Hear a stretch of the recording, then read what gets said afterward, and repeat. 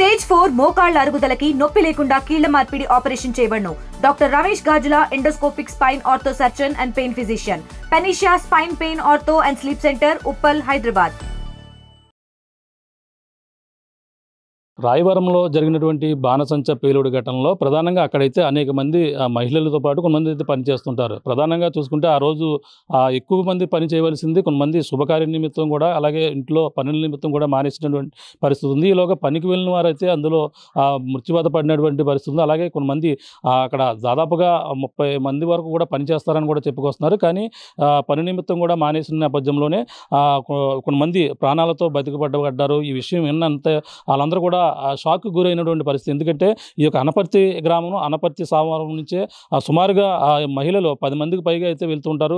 అందులో ఇక ప్రధానంగా తెలిసిందే. అలాగే శేషారత్నంతో పాటు అలాగే జ్యోతి ఇద్దరు కూడా వెళ్ళారు. అందులో వాళ్ళైతే ఆ రోజు ఇద్దరు వెళ్ళారు, కొంతమంది అయితే మానేశారు. ఇదే అనపర్తి సామవరం చెందిన మహిళలు ఉన్నారు. ఆ రోజు ఇలా కూడా పనిలోకి వెళ్తారు, అదే పనిలోకి వెళ్తారు. అసలు ఆ రోజు ఎందుకు మానేశారో మాట్లాడే ప్రయత్నం చేద్దాం. మా చెప్పండి, మీ పేరు ఏం పేరు? మీరు కూడా అదే పనిలో పనిచేస్తారు? నా పేరు వరలక్ష్మి అండి. అంటే మేము ఆ రోజు రేపు అట్టలు తెద్ది కాదు, ఈ రోజు ఇంట్లో పనులు చేసుకోవచ్చు, ఫంక్షన్ ఉందని మేము మానేసామండి. మేము మానేసిన తర్వాత వీళ్ళు వెళ్ళారటని మాకు తెలియదండి. మధ్యాహ్నం వరకు కూడా మాకు తెలియదు ఎవరు వెళ్ళారు ఎవరు. మేము ఇంట్లో పనుల్లో మేము ఉన్నాము.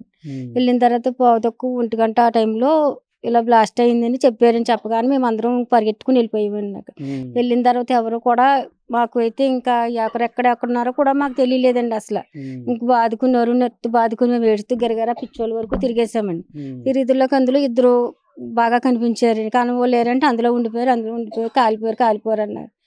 తర్వాత మేము ఇంకా అల్లకొల్లలు పడండి, ఏడ్చేసండి, ఇంకా మమ్మల్ని ఉండించకుండా పంపించేసారండి, వచ్చేసామండి. మొత్తం ఎంతమంది పని చేస్తారని రోజు? అందులో మీరు అన్నాల నుంచి అక్కడ పనులకు వెళ్తున్నారు, ఎంతమంది పని చేస్తారు? 3 నెలల నుంచి చేస్తాం. మేమైతే 14 మంది అండి. అందులో కొంతమంది మానేసే వాళ్ళు, కొంతమంది వచ్చేవాళ్ళు, అలాగ 10 మంది, రోజుకు 10 మంది, రోజుకి అన్నమండుగురు మానేసే వాళ్ళు. వేసే వాళ్ళకి అయితే 14 మంది చేస్తామండి అందులో. అంటే అక్కడ 2 గోడౌన్లు ఉన్నాయి. ఒక పక్కన తయారు చేసి గోడౌన్ ఉంది, ఎదరగేమో మరొక గోడౌన్ ఉంది. ఇందులో కూడా ఒకలే పని చేస్తారు, అందులో పని చేస్తారు. మేమైతే వెనకతల గోడౌన్లో చేస్తాం. మేము చేసేది అయితే మందు వర్క్ కాదండి. స్టిక్కరింగ్ వేయడం అండి, కౌంటింగ్ చేయడం, బాక్సులు ప్యాకింగ్ చేయడం, అదేంటి మా పని అండి. అంటే ఆ రోజు అంటే వాళ్ళు వర్క్ చేసే వాళ్ళు రాలేదండి. రాకపోవడంలో వీళ్ళని తీసుకెళ్ళండి అందులో మందులో ఏదో వాళ్ళకైనా స్టిక్కరింగ్ వేస్తున్నారటండి. మందు పని ఏం కాదండి, వీళ్ళకి కూడానండి.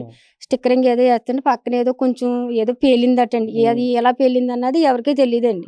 సార్ గారు అయితే మాత్రం చాలా జాగ్రత్తగా ఉంటారండి. ఆయన అయితే మాత్రం చాలా జాగ్రత్త అండి. ఎవరిని కూడా ఇలా జాయిగా టింగమన్నవరని జాయిగా ఒబ్బడిగా పెడతాం. కొంచెం మొబ్బు వేసిన ఊరి మీద అస్సలు ఉంచరండి. మీరు అందరూ బయటకు వెళ్ళిపోండి అమ్మ, ఎవరు ఉండొద్దు ఇక్కడ అని చెప్తాను. అలాగే జాగ్రత్తలు తీసుకుని మరి ఆ రోజు ఏమైంది అన్నది మాకు తెలియదండి. మేము వెళ్ళలేదు. సార్ గారు కూడా వీళ్ళతో పాటే ఆయన కొంతమందిని బయటకు గెంటేశారండి. సార్ గారు వీళ్ళ దగ్గరికి వెళ్ళబోవడంలో సార్ గారు కూడా అక్కడ వెళ్ళగానే ఒకసారి బాంబు పేలిపోయింది అనేసి చూసిన వాళ్ళు చెప్తున్నారండి మాకు. అక్కడ అలా జరిగిందండి. సార్ గారు అయితే చాలా మంచివారండి. ఆయన చాలా జాగ్రత్తలు తీసుకున్నాండి. పని దగ్గర అసలు నిర్లక్ష్యం చేయరండి. ఆయన కూడా చాలా మంచివారండి. ఆయన అంత జాగ్రత్తగా చేసేవారండి. మరి అలా ఎన్ని సంవత్సరాలు చేస్తున్నారు, ఎవరికి ఏమీ జరగలేదండి. మరి ఆ రోజు ఏమైందో అన్నది తెలియదండి అసలు. కరెంట్ అంటున్నారండి, కొంతమంది ఏమి ఏదో చిచ్చుబుడ్లు కొట్టింది, మందు ఉంది అంటున్నారండి. ఏమైంది మాకు తెలియదండి. అలా జరిగిందండి. ఊరి నుంచి ఎంతమంది మొత్తం? ఇక్కడ నుంచి అయితే అదే 14 మంది దాకా వెళ్తామండి. కాకపోతే డైలీ 14 కంపల్సరీగా వెళ్ళమండి. అంటే ఒక 4, 5 మానేస్తారండి. కొంతమంది వెళ్తామండి. 10 మంది, 12 మంది, లేకపోతే 8 7 అలా ఎంతమంది వెళ్తే అంతమంది వెళ్తామండి. ఆ రోజు మేమైతే ఒక 8 వరకు మానేసామండి. వీళ్ళు 4 వెళ్ళారటండి ఇక్కడి నుంచి. మాకు తెలియని అక్కడ శ్యామల ఉంది కదండి, చిత్తూరు శ్యామల, అక్కడ ఎక్కుతుందండి అమ్మ. అనపర్తిలో ఎక్కుతుందండి, చిత్తూరు శ్యామల అండి. అక్కడ ఎక్కితే మేమైతే ఇక్కడి నుంచి వెళ్తామటండి. వీళ్ళు 4 ఇక్కడ ఎక్కారట, అమ్మాయి అక్కడ ఎక్కిందట. అది జరిగిందండి.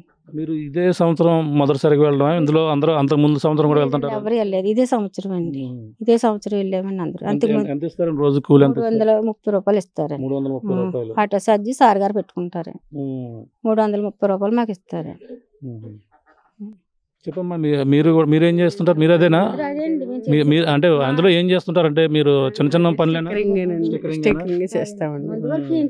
ముందు వరకు ఏం చేయమండి, స్టిక్కరింగ్ వెళ్తాం అంతేండి. ఎలా ఉంటది అంటే అక్కడ టయానికి అండి సార్ గారు కూడా ఉండి చాలా జాగ్రత్తగా చూస్తారండి బాబు. అదే టిక్కరింగ్ చాలా బాగా చూస్తాను. ఒక గంట టైం ఇస్తారండి మాకు. 1 గంటలు ఎగ్గొట్టి 2 గంటల వరకు కూర్చుంటామండి. 2 గంటల తర్వాత పని పడతామండి. అప్పుడు 6 ఒకసారి 5:15 ఒకసారి 6 అవుతుందండి. వెళ్ళిపోండి అమ్మ చక్క పెట్టేసుకుని అంటాను, వచ్చేస్తాం అంతే. ఇది పరిస్థితి. వాళ్ళంతా కూడా ఆ రోజు పని నిమిత్తం ఈ గ్రామం నుంచి కొంతమంది వెళ్తున్నా సరే వీళ్ళు కూడా మానేసినటువంటి పరిస్థితి. ఈ నేపథ్యంలోనే ఈ ఘటన జరిగిన వెంటనే ఒక్కసారిగా షాక్కు గురయ్యారు. ఎందుకంటే వాళ్ళంతా కూడా పనికి వెళ్ళవలసిన కూడా పని మానేయడంతో ప్రాణాలతో బతికి బట్టగట్టినటువంటి పరిస్థితి ప్రధానంగా ఉంది. ఏదేమైనా అక్కడ సత్యబాబు గారు ఎవరైతే ఉన్నారో 40 సంవత్సరాల అనుభవం ఉంది. అక్కడ పని నిమిత్తం అక్కడ గొడవన్ ఏదైతే ఉందో మ్యానుఫ్యాక్చరింగ్ యూనిట్ వద్ద అయితే ఆయన చాలా జాగ్రత్తలు తీసుకునేవారు. కానీ ఎవరిని కూడా మేము కేవలం మహిళలతో ఆ స్టిక్కరింగ్ ఏవైతే దానికి రకరకాలుగా అందంగా కనిపించేందుకు ఆ రకరకాల ఏదైతే చించుబుడ్లు కావచ్చు, అలాగే రకరకాల వాటికి ఈ యొక్క స్టిక్కరింగ్ మాత్రమే మేమైతే ఆ పని మాత్రమే చేస్తాం, మిగిలిన వర్క్ వేరే వాళ్ళు చేస్తారు. కానీ ఆ రోజు అట్ల తద్ది కావడంతో కొంతమంది మానేశారు. మహిళలు శుభకార్యంతో కొంతమంది మానేశారు. కానీ అక్కడ వేరే పని చేయవలసిన వీళ్ళ కోసం వీళ్ళు కూడా వేరే పని చేశారా, లేదంటే ఏం జరిగింది, ఎలక్ట్రికల్ షాక్ వల్లే జరిగిందా అనేది కూడా పూర్తి అయితే వివరాలు అయితే తెలియని పరిస్థితి అయితే ప్రధానంగా ఉందని చెప్పాలి. ఏదేమైనా 8 మంది ఎందురు అయితే ఇదే అనపర్తి సావరం చెందిన మహిళలు కూడా మానేయడంతోనే ఆ రోజు వీళ్ళంతా కూడా అదే ప్రమాదం నుంచి అయితే బయటపడినటువంటి పరిస్థితి ఉంది. ఎందుకంటే వీళ్ళు వెళ్ళకపోవడంతోనే వీళ్ళందరూ కూడా ఈ విధంగా ఉన్నారు. కానీ వెళ్ళి ఆ విధంగా తిరిగిరాని లోకాలకు అయితే వెళ్ళిపోయినటువంటి ఇద్దరు కూడా కుటుంబ సభ్యులు మొత్తం కన్నీరు మునిగా వేసినారు. రోజు సరదాగా వీళ్ళంతా కూడా 3 నెలల నుంచి ఆటోలో వెళ్ళడం, తిరిగి రావడం ఈ విధంగా చేసేవారు. ఆ విధంగా సరదాగా వెళ్ళి పనికి వెళ్ళేవారు. ఇప్పుడు ఈ విధంగా దూరవడంతో వీళ్ళు కూడా కన్నీరు మునిగా వినిపిస్తున్నటువంటి పరిస్థితి ప్రధానంగా ఉందని చెప్పాలి. ఇది ఇక్కడ ఉన్న తాజా పరిస్థితి. కెమెరాతో ప్రకాష్, RTV, అనపర్తి సావరం నుంచి. తెలుగులో న్యూస్ కి ఫాస్టెస్ట్ యాప్ ఇప్పుడు టోటల్లీ న్యూ అవతార్లో జస్ట్ 5 సెకండ్స్ లో కంప్లీట్ న్యూస్. సోషల్ మీడియాలో ట్రెండ్స్ కి one stop solution. Live TV app voice search option తో ఇప్పుడే డౌన్లోడ్ చేయండి లేదా అప్డేట్ అయిపోండి. యాప్ లింక్ డిస్క్రిప్షన్ లో ఉంది.